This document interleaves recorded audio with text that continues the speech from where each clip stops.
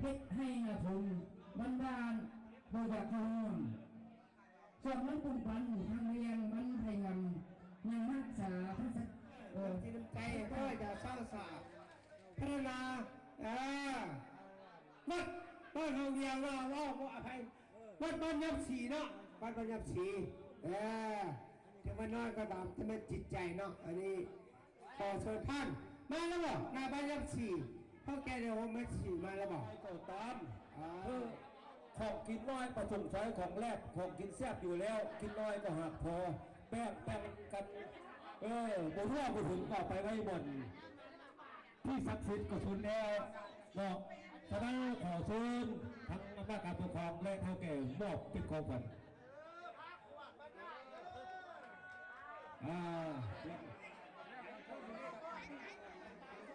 อยู่บ้านยาไปเองสืบทอดพ่อแม่ยังรับดับไปแล้วแต่มีคนเห็นไหมนั้นผมมีคนเห็นอยากเขา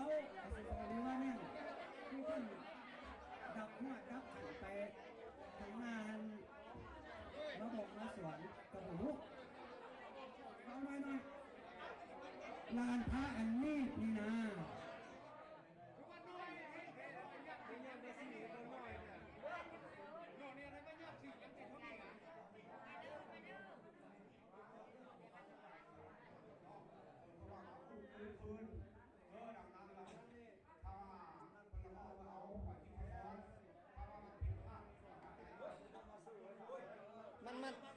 มันเลยอัดปงเยี่ยมมาดูอะไรกินมา